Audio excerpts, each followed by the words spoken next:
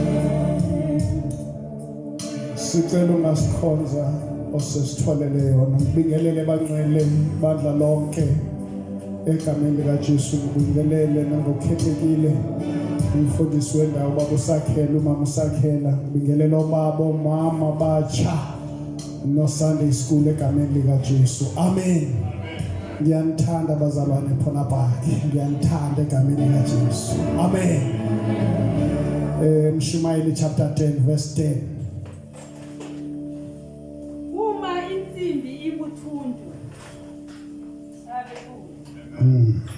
Uma insimbi ibuthundu umuntu engaloli usiko uyakhamelela ngamandla kepha okusizayo ukuphumelelisa kunguhlakanipha amen Isaiah 40 verse 31 kepha abamethembayo uJehova bayathola amandla amasha bayakhuphuka ngamaphiko njengezinkozi bagijime bengakhathali bahambe bengapheli amandla liphilile izwi lakho baba wethu onamandla livua bubumnyama bubaleke wadala ngezwi bawethu ingcwele kwabakhona elimiweyo phinde ukudala namanje ngezwi lakho ngoJesu Kristu inkosi busisa inkosi ukufunda nokushunyelwa kwezwi lakho ngoJesu Kristu inkosi amen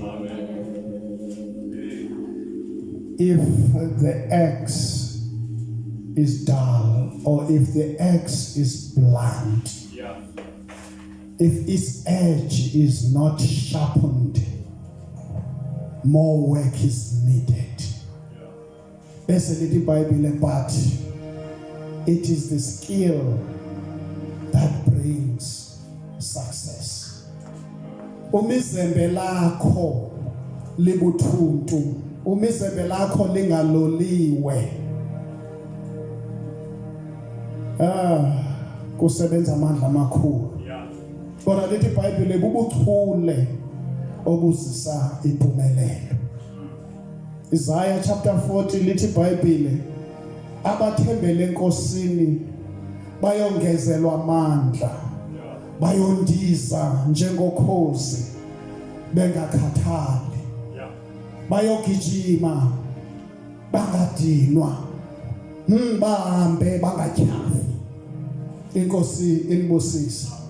Nangamazwi bangcwele ekseni nje engisazokhuthaza ngawo ePola Park sechilo ubaba usakhela ukuthi ngizofundisa bangcwele, ngizoqaphelisa ukuthi amazembe wethu angabi buthuntu, ngoba uma izembe lakho libuthuntu, izembe lakho lingaloliwe, kusebenza amandla amakhulu. Kodwa lithi iBhayibheli bubuchule lobuzisa impumelelo.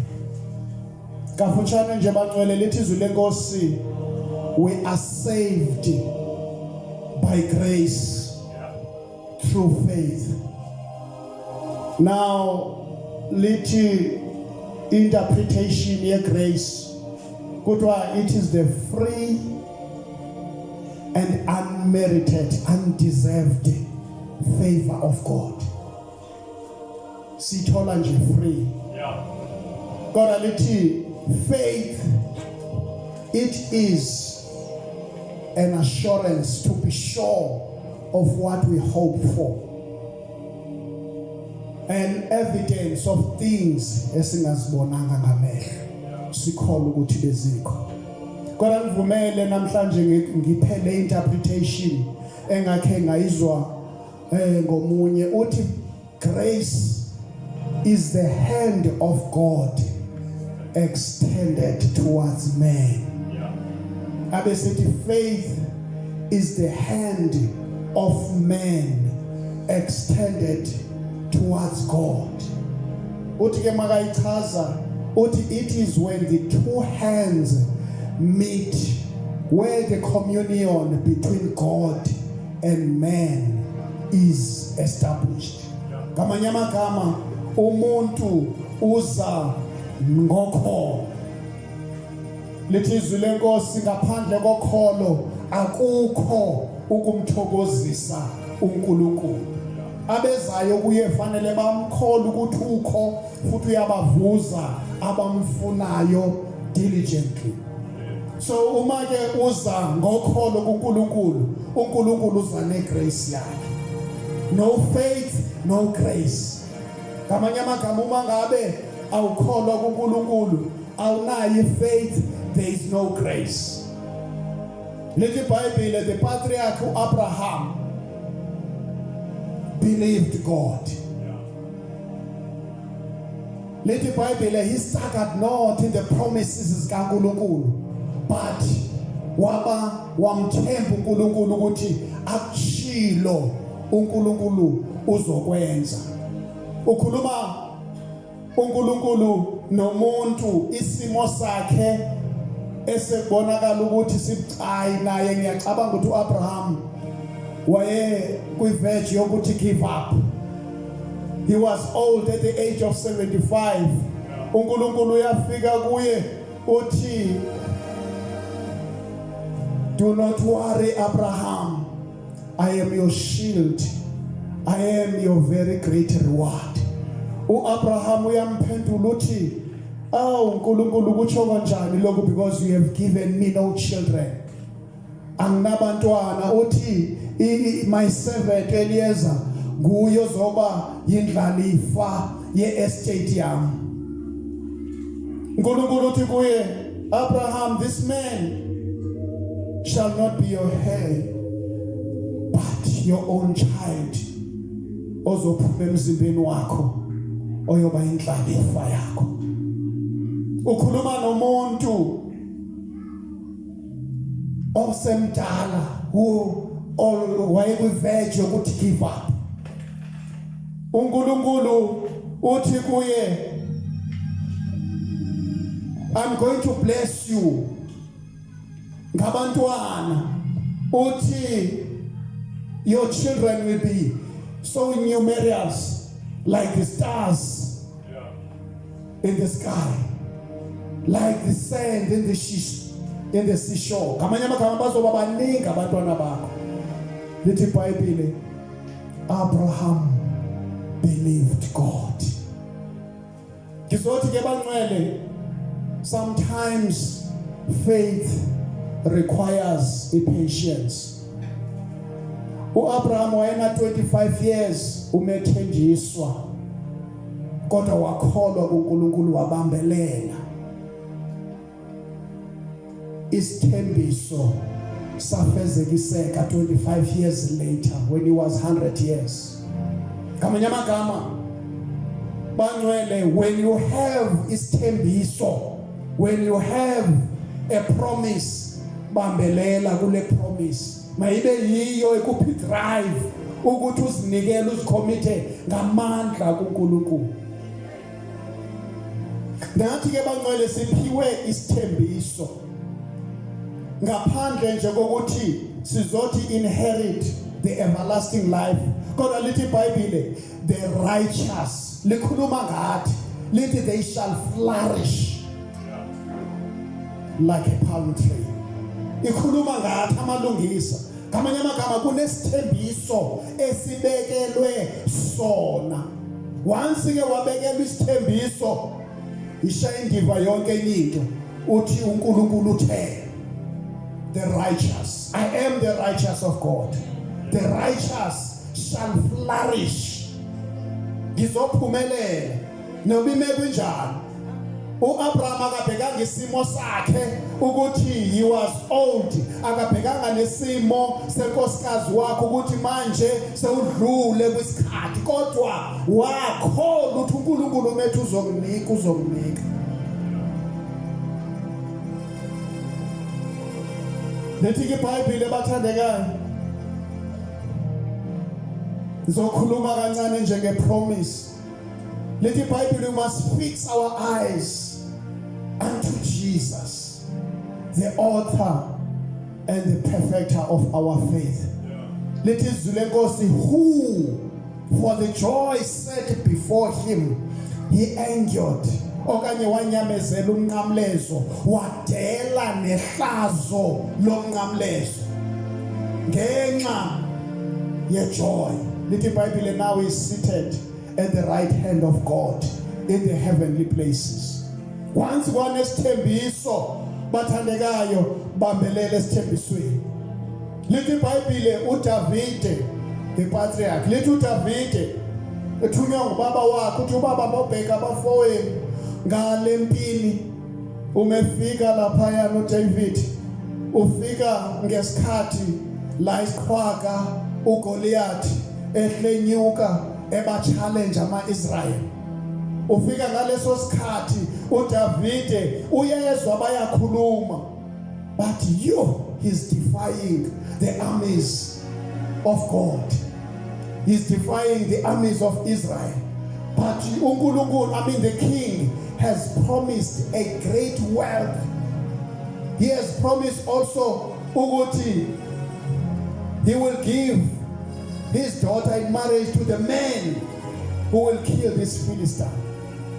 He has promised ukuthi indoda eyobulala lo mfilisti, even indlu yakubo, his father's house, will be exempted from tax. Ngobezwa isithembiso uDavid, lithi iBhayibheli, akaphelelanga lapho kodwa wamane ebuza kwabanye, what will be done for a man who will kill this Philistine? Kakade, who is this Philistine? This uncircumcised Philistine to defy the armies of the living God. But abantu the king ithembisile, ithembise the great wealth, ithembise marriage indodakazi yakhe, ithembise ukuthi your family will be exempted from tax. Uthe umebheka isithembiso, inkinga abhekene nayo wayishaya indiva. Akabonanga ubukhulu benkinga phambi kwakhe, kodwa ubuka isithembiso esibehind inkinga abhekene nayo. Uma bangcwele nathi sinesithembiso, asinangxaki nenkinga esibhekene nazo ngenxa yesithembiso ukuthi the righteous shall flourish. The righteous shall flourish like a palm tree. Now bangcwele la sifunde khona lithi izwi lenkosi uma izembe lakho libuthuntu, uma izembe lakho libuthuntu lingaloliwe lingalolwanga ukuthi kuzodingeka amandla amaningi. Hey, usebenza ngamandla amakhulu ngoba izembe lakho libuthuntu. Abanye abantu nje bayaqanda yawo imithi wena usebenza nzima ngoba izembe lakho alilolwanga. Uthi kodwa ubuchule obuzisa impumelelo. Nawe ke bathandekayo ngizothi ePola Park nje mini nje sithi ukuthi sibe strategic masilwa nesitha uSathane. Lithi iBhayibheli put on the whole armor of God so that you may be able to withstand the devil's schemes, the devil's wiles. He's a schemer. A schemer is someone who plans izinto zakhe strategically. uSathane uplana izinto zakhe strategic. Nathi sithi kuba strategic masiya kuSathane ukuze sikwazi ukuzuza kwethu. Yabangcwele sinesithembiso uthi uNkulunkulu ekhuluma noAbraham uthi your offspring shall take possession of the cities of their enemies. Izinto zethu zikwisandla sesitha. Kuthi ukuthi elo nalo umwazi uthi izinto zami zikwisitha. You roll up your sleeves and fight the enemy and take possession of what is yours. Except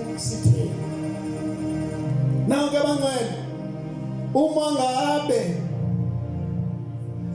izembe lakho libuthuntu lingaloliwe uyosebenza kanzima.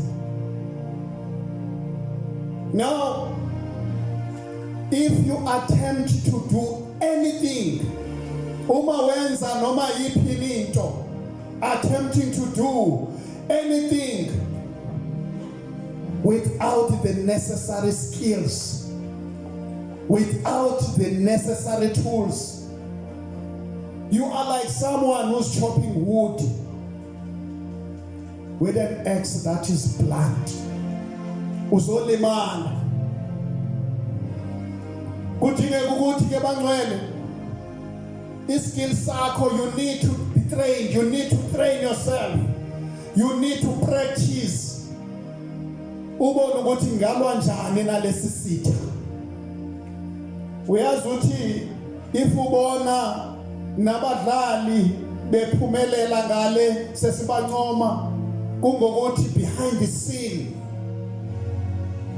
they've worked hard. Now ke bathandekayo sesi ngoba nje sizothandaza namhlanje angeke ngibe mude. uJesu ukhuluma nabafundi bakhe uthi you ought always to pray and never give up. When the parable uthi in a certain city there was an unjust judge who neither feared God nor man. Kwakunale judge nje eyayi unjust yayingelolungisa yayingamesaba uThixo ingabesabi nabantu. Kodwa in the same city there was a widow. This widow yayisoloko ihlupha le judge ithi have justice on me against my adversaries. But for some time le judge ignoring enasikhathi sakhe. Kodwa the woman, the widow persisted, kept on coming unto him, have mercy on me against my adversaries. Yaze le judge yathi noma ngamesabi nje uNkulunkulu ngingesabi nomuntu, kodwa no mama she's wearing me out. I will make sure ukuthi ngiyamnika lento ayifunayo ukuze angaqhubeki nokungihlupha. Ube sethi kuNkulunkulu uJesu kobheka phi kuNkulunkulu ukunganibaniki his chosen ones who cry unto him day and night. Kobeka phi ukuthi angasiniki thina esicelayo kuye if we persist. Siqhubeka njalo sisiya kuye. Kobeka phi kuNkulunkulu ungasiniki le kwesikufunayo. Bangcwele sinesithembiso. Bathuze sisithole lesithembiso. Ngijwayele ukukutsho lokhu baba usakhela ukuthi yebathandekayo sisempini. Lithi iBhayibheli impesi ibhekene nayo thina kuyona mpi yanyama nagazi. Mangithi let's roll up our sleeves, I'm not talking ukuthi physically but ngikhuluma ngesleeves za spiritual. Lithi iBhayibheli sisempini nje impesi ibhekene nayo akuyona mpi yanyama nagazi, silwa nemimoya ekhohlakeleyo esemkhathini. Now ke bangcwele sidinga ukuthi sithi fight the devil and take possession of izinto zethu uNkulunkulu asinike zona ezisesandleni sesitha. Silwa kanjani na? Bathandekayo, kufika isikhathi la uma ngabe ngempela uzofana noDavid ongezwa nje abesengenzi utho, la bezwe ngabo bebekhuluma bethi i-taking izophana i-promise kodwa akuna initiative or akuna movement abayithatha, bahleli nje babheka inkinga nguGoliath bafikelwa luvalo. Kodwa kuDavid when he heard wezwe isithembiso he took an initiative. Bangcwele uSathana operates ngefear, ulethe fear. Kungoko wayeletha uGoliath, wayefika uGoliath phambi kwabo ba-challenge basabisa ngoba uSathana operator ngefear. Kodwa uDavide wamethemba uNkulunkulu wakhe, wazi ukuthi impi yethu akuyona yethu ingekaJehova. Wathi uDavide ukuthi the battle is not mine, yeka uNkulunkulu. Kudinga mina ukuthi ngithi authorize uNkulunkulu asebenze on my behalf. Yithi ke ngukutshela in this kingdom kaNkulunkulu, in this kingdom of light, in this kingdom of God, you get what you prophesy. Ufumana lokho kutshoyo ngomlomo wakho. Ungacabanga ukuthi izinto zizawuzenzekela. Lithi iBhayibheli the power of life and death is in our tongue. Ungokathi the late Munro uthi when you pray, this is when God is at work. You stop praying, God stop working. In other words, if you want God to continue working empilweni yakho, keep on praying. That is why ethi uPaul ekubhalela ibandla laseThesalonika uthi thandazani ningaphezi. Uzokhuluma ekseni nje nabazalwane. Mhlawumbe uthi kudala ngikhuleka angiboni any change, simo sinjalo. Ngizothi ke manje qhubekele ejuleni. Ngene ejuleni ke wakhuluma uJesu bathi sibulale kubusuku bonke asibambanga. Wathi uJesu throw in the deep. Asingene ejuleni bangcwele. When everyone else is asleep, wake up. Seek the face of the Lord. When everyone else, ngikhuluma ngokutraina, because if you're doing anything without the skill, if you're doing anything without the necessary tools, sengishilo, ubetha kubhambe. Kodwa mangabe uyajula, uyajula uphosela ezantsi enzulwini uzobona izinto zisenzeka ngenxa yesikhathi ngisafuna ukuya kakhulu udiba bazalwane bakhathala la sifunde khona kwincwadi kaIsaya lithi iBhayibheli abathembele enkosini bayongezelwa amandla bayondiza njengokhozi bengakhathali. Once again ngifuna ukukhuluma ngokhozi. Kuthiwa ukhozi lune sharp vision. Lubona very sharp, lune very good vision. Kuthiwa ukhozi awuliboni luhamba nje nezinye inyoni kodwa ulibona luhamba nezakubo. You will find it luhamba with one of its kinds. Amanye amagama nathi singabantwana bakaNkulunkulu kukhona influence esifumanayo uma ngabe si associate kakhulu nabezwe. Ungaze uzibone sewubuyela ezintweni zezwe. Yabazalwana khonto imnandi ngathi sisono. Kumnandi kwenza isono. Kumnandi bangcwele ukwenza isono. Kodwa kuNkulunkulu ngenxa yokuthi uyasizonda isono thina sisaba uNkulunkulu siyekela isono ngenxa yokusaba uNkulunkulu. Nawo ke bangcwele uma sifuna ukuphuma kwi-temptations zesono enye yendlela su associate kakhulu nezwe. Khosi kuthiwa angigxilanga kuloku umyadlula nje kodwa kuthi ukhozi awuliboni luhamba nabanye lubona luhamba nabakubo. Kuthiwa ukhozi futhi malulwa lulubona uchaba lulene ezantsi. Kuthi ifishi libonise emanzini ngenxa yevision. Kuthiwa ukhozi futhi ukuze luphile ludepende ukuthi iclaws zalo zibe very sharp and also nebeak yalo ibe very sharp.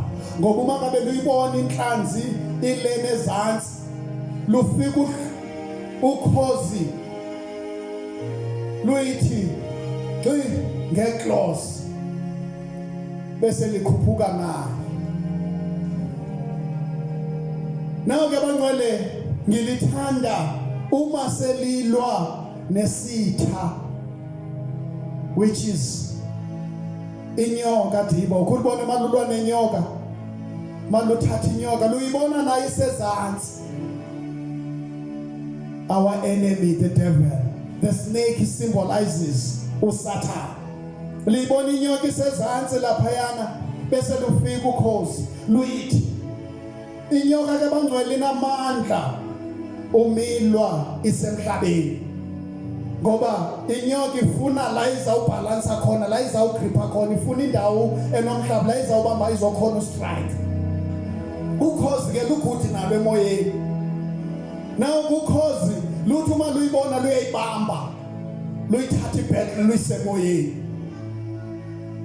Luyithatha ibhele luyisemoyeni liyibamba inyoka liyijingise ngoba inamandla mayisemoyeni.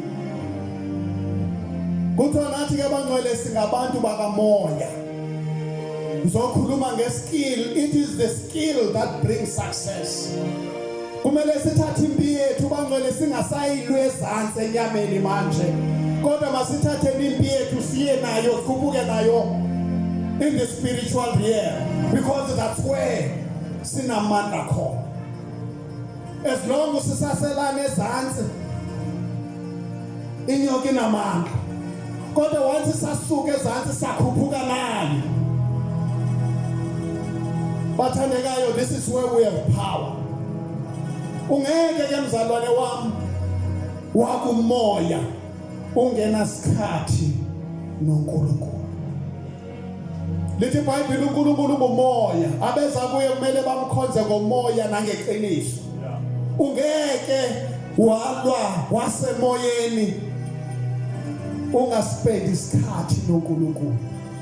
You need time with God. Ngizokhuluma bathandekayo, zikhona imessage zokukitaza uba kube mnandi, kodwa zikhona imessage zokuthi sincedane. Ngoba sonke sisempini bathandekayo. Uma uzazi ukuthi amazimba akho aphansi ayachitheka ulibele kudlala. Kodwa uma uzazi ukuthi izinto zakho uSathane ukuthathela izinto zakho, wake up, fight the devil.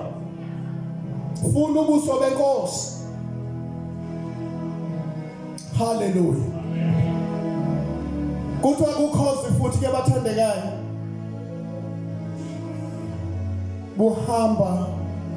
Buhambe kuthiwa between 25 and 30 years. Kuthiwa its beak and its claws ziqala zibe blunt, zibe buthuntu.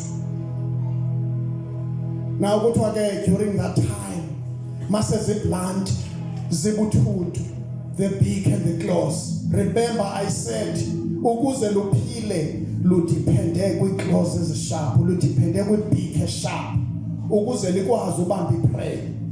Now uma ngabe sezidala lezi zinto liyalamba, alisakwazi ukuphila. Kuthiwa ke liya-decide at that time, do I succumb kwisimo enkuso ngife na because angisakwazi ukubamba ngihle, okanye do I undergo a process that is painful but that is paid, that is rewarding. Kodwa luzosuka ukhozi uma ngabe lu decide ukuthi I want to live. Kodwa uma ngabe luthatha this process, it can live another 30 years. Luzawukhuphuka, lukhuphukele kudwala eliphezulu, luyishaye le-beak, luyishaye le-claws. Ngaleso sikhathi kumandi malimane liyishaya le-beak, liyayishaya, liyishaye against the rock. Iziphuma, once iphuma kuzawudevelopa a new beak. Lushaye this claw against itshe. Uyabona umuntu uyishaye etsheni batshale, imagine the pain that it is undergoing. Ukuthi lishaye iziphume kuzothi develop a new one. Kuthiwa ngaleso sikhathi ke ishayile lu vulnerable, luxhixigazi. Akumnandi. It is in pain. When everyone onwabile because ufuna izinto zakho, uhlale noNkulunkulu. Oh Jesus. Uyahlala noNkulunkulu belele. Undergo that pain because ufuna ususa izinto ezidala kuwe. Susa izinto ezidala kuvuseleleke izinto ezintsha. Ngabi nandaba ngaleso sikhathi, kodwa ngaleso sikhathi zisenzeka lezo simo kuthi zakubo, they will fly around it. They will fly around it for a protection, ngoba li vulnerable against ezinye predators. Kodwa futhi ezakubo will supply it ngokudla. Akuhlekani ukuthi kulemeko nje ucabanga ukuthi uzoba thini, kodwa ziyakhuselana, zisithana imihlanga ukuthi kulemeko nje kuyadlula, uyazi kuzovuseleleka amanye amandla.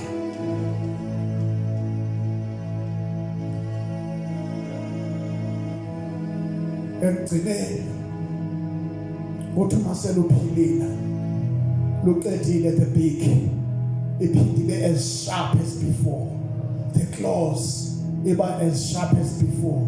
Kodwa ke manje lungaphinda luphile another 30 years. Now ke bazalwane ngizokhuluma nanekuseni ukuthi ngenxa yesithembiso esinaso the righteous shall flourish. Lithi izwi lenkosi uthi uJesu lithi iBhayibheli for the grace that the Lord has done for us, our Lord Jesus, that even though he was rich, yet for our sake he became poor, that through his poverty we might be rich. Inselele kuwe noba ungahlupheka kwamanje, kodwa mangabe uye waze wawuthola uhluphekile intwi nawe, kodwa sibekelwe kune promise esiyibekela. Ngizothi nje awukuthi undergo this process yokufuna ubuso benkosi. Akumnandi kona kuyabiza. When everyone else is eating and you are not eating, ufuna ubuso benkosi. When everyone else is sleeping and you are not sleeping, ufuna ubuso benkosi. Kodwa mose uqedile kuleyo process, you will be rewarded. Umizembe lakho libuthuntu, lingalolwanga, kudingeka amandla amaningi, uyosebenza kubhampire njalo. Kodwa lithi iBhayibheli bubuchule obuzisa impumelelo. Sizothandaza ekuseni nje, sizothandaza ekuseni nje. Qala ngekathandazeli labe ngizobacela uma ekhona noba ngubani uzile ukhona kule ndawo kamamkela uJesu, ngoba that's where it starts. Uma ukabi nayo uJesu awukamamkeli wayinkosi nomsindisi wempilo yakho, because ngikhulume ngepromise ye-righteous. You are called the righteous once wamkela uJesu. Uma ukhona ngicela ubone isandla, sizothandaza manje. Sizothandaza egameni likaJesu. Uma ukhona masisindisiwe sonke bangcwele simshayelele izandla uNkulunkulu. Now I want to pray with people that want to make a business noNkulunkulu. Hayi kuzodlala isonto manje ukumfuna uNkulunkulu. Bangcwele asibizelwanga ukuthi sizohlala kule itulo kube mnandi, kodwa sibiziwe ukuthi uJesu I chose you and I have appointed you that you must go and bear fruits, the fruits that will last. Abesethi then whatever you ask egameni lami uzokupha. Sibiziwe bangcwele, sikhethile. Ufuna uzokhuleka nabantu abafuna ukwenza a commitment noNkulunkulu ukuthi I want to work for you Lord. Ndifuna ukukusebenzela, ndifuna ukuma, ndithi fight the devil, ndifumana kwami. Uyazazi wena sesizawuthandaza ukuthi noma ngikhuleka sengize ngiphelelwa na imikhuleko, ngiyawuzwa nje umkhuleko wami uthi awuyindawo uphelele emoyeni. Sengikhathele because I've been praying for one thing, no change. I've been asking God, dala ngicela ngibone ishintsho. Hence sengime kule ndawo. Ngizokuya namhlanje akhe ungene emjuleni. Lo lizembe lakho. Lo lizembe lakho yilo lwangalo. Uma ngabe likuthuthu uzosebenza kanzima. Cela wena otshoyo sizothandaza kanye nawe. Uthi ngifuna ukolulelo lami izembe, ngifuna ukololelwa lami izembe. Libuthuntu ngiyalizwa. Jamba kulo ndawo kuyuze ngaphambili egameni likaJesu.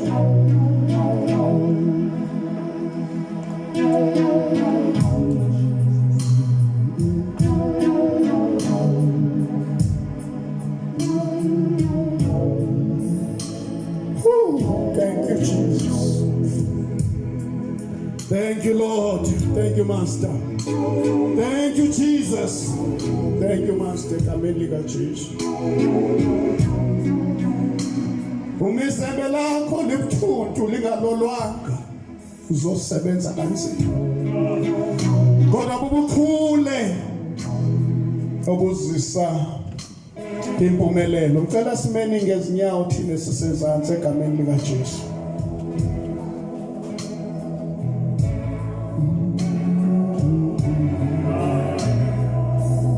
Khawuhlabelele lomhlabeleli, khawutsho lomhlabeleli.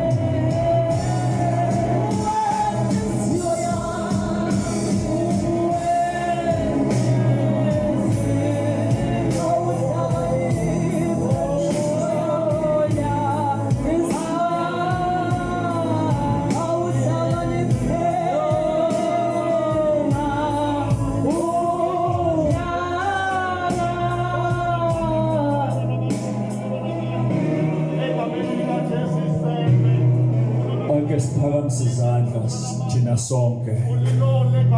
My Jesus, asize kule echo anele, asize. My God, my God, my Lord, ningahambi bangcwele bam, please. Don't go away. Don't go away. My God, my God, my God, my God. Lift up your hands. Lift up your hands. Continue. Continue. Lift up your hands, beloved. Continue. Continue. Continue. Keep those hands. Keep those hands lifted up. Keep those hands lifted up. And I want you to listen. As you closing your eyes, I want you to listen. Keep your hands lifted up. We're praying for you. In Jesus' name, in Jesus' name, in Jesus' name, in Jesus' name.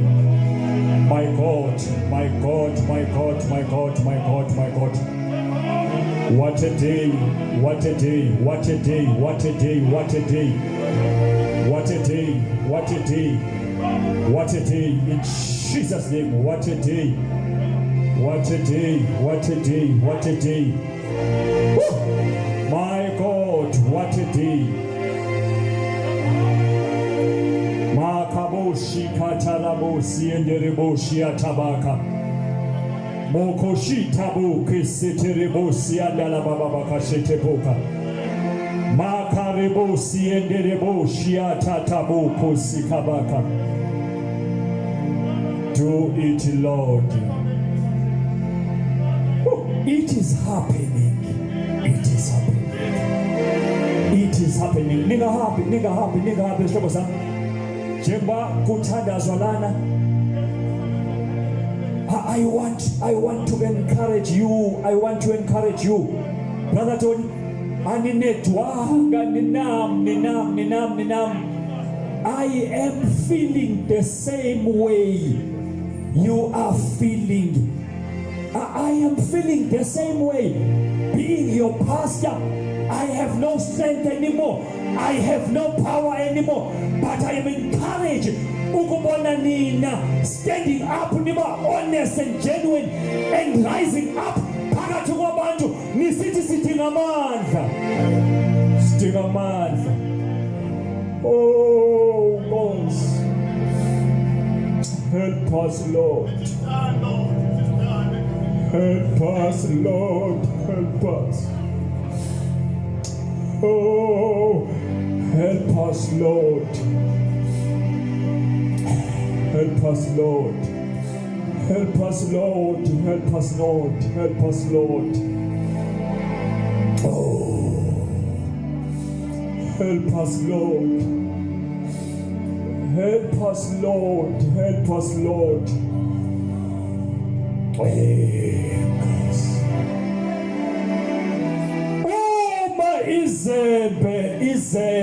Uma izembe libuthuntu.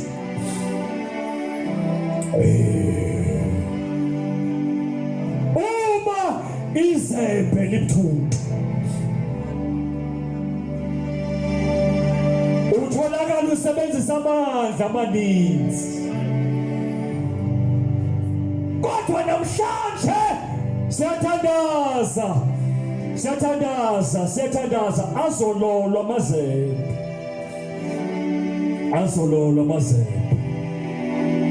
Baba, lola nelami izembe ngiyathandaza, qala ngelami. Ngikhathele amandla aphelile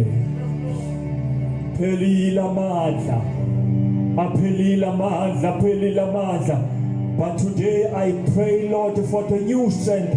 I pray for the new power. I pray for the new anointing.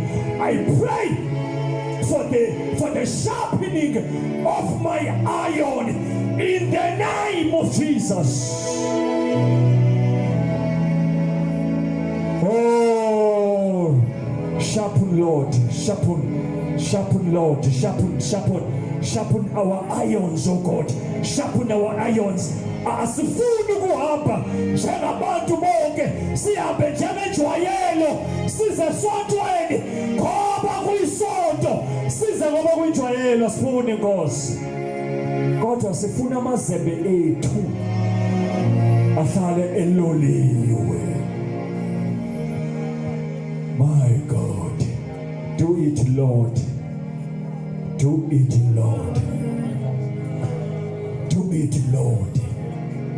Mawalolwe amazembe wethu ngoba siyempili siyogawula.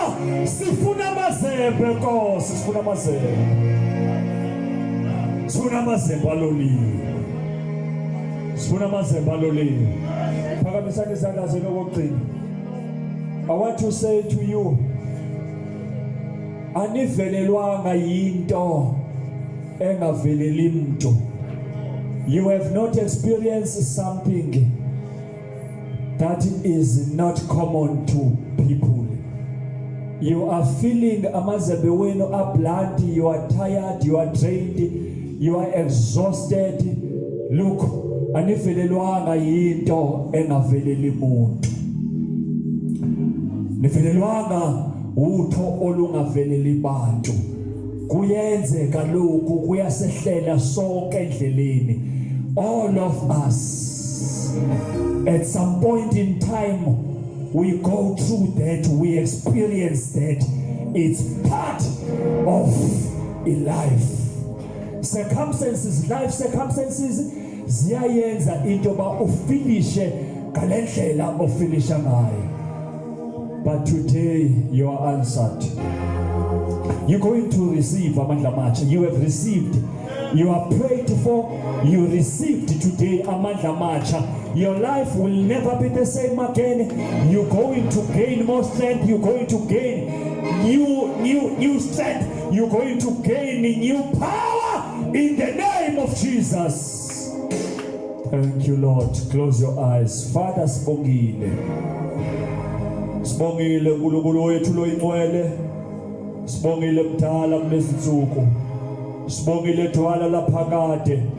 Sibongile mdala kunezinsuku. Ngegama leNkosi uYesu awubahlanganisa abantu. Bahlanganisele ize. Thixo wethu onamandla ukhulume nathi uNkulunkulu sonke kule ndawo. Bawo ingcwele ulungileyo, we are moved lizwi lakho. We are blessed.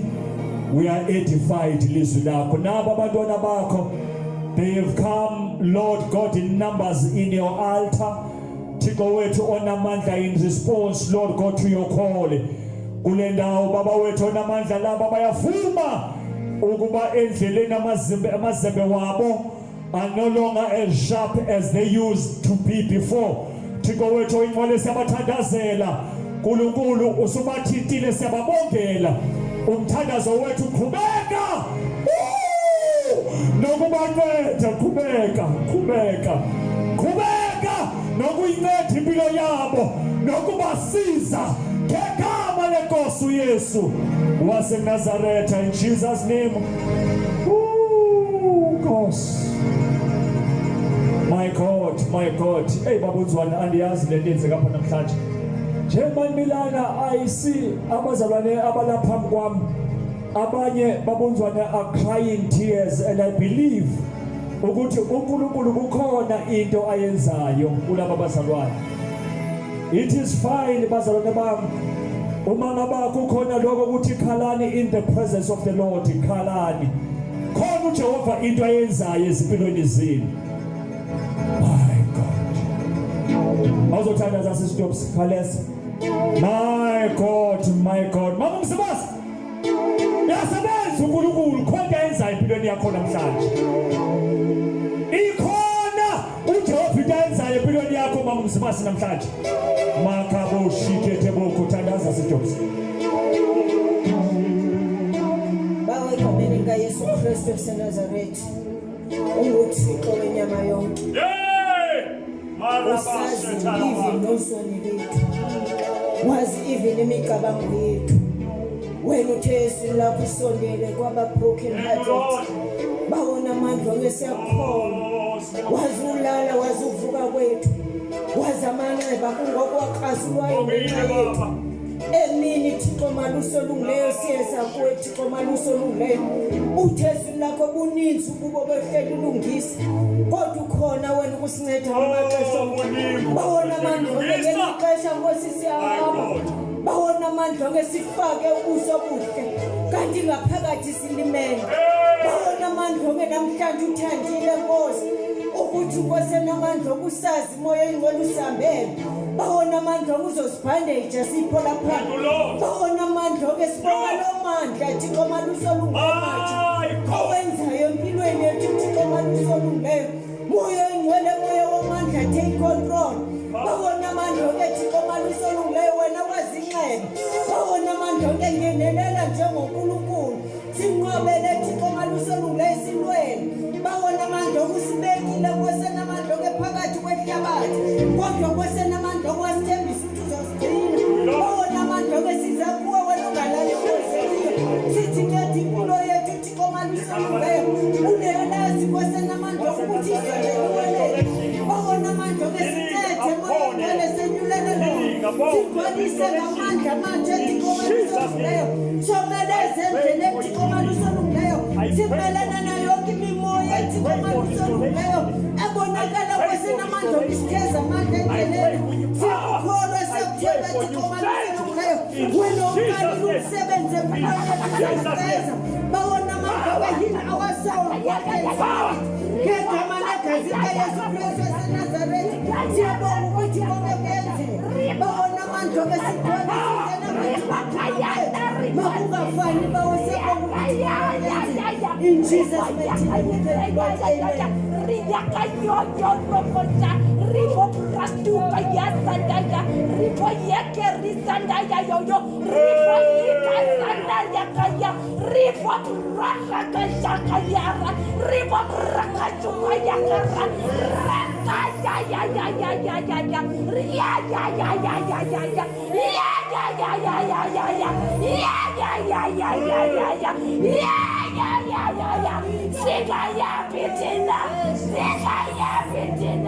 kasina kusobakuwa ngobakanda kupila batholakala kuwe nanamhlanje mina siyazithoba Nkulunkulu namandla, siyazithoba kuwe Thixo wethu, siyazithoba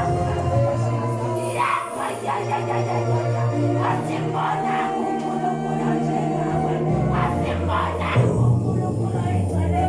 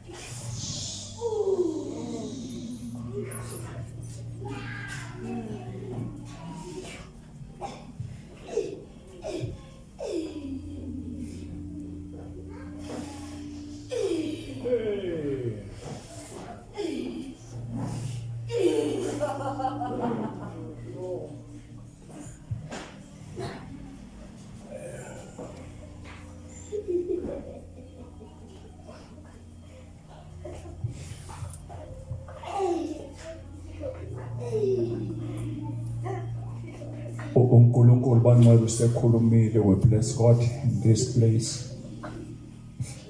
uNkulunkulu says we must come back to him. He says he has opened his hands to embrace us. Uthi masibuyele kuye, masize kuye, usilindile uNkulunkulu.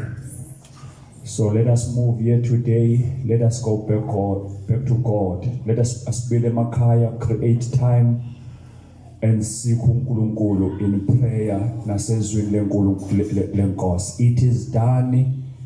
It is done. Let's give God a hand of praise in this place. As you let's open our hands, go and sit down. It is done.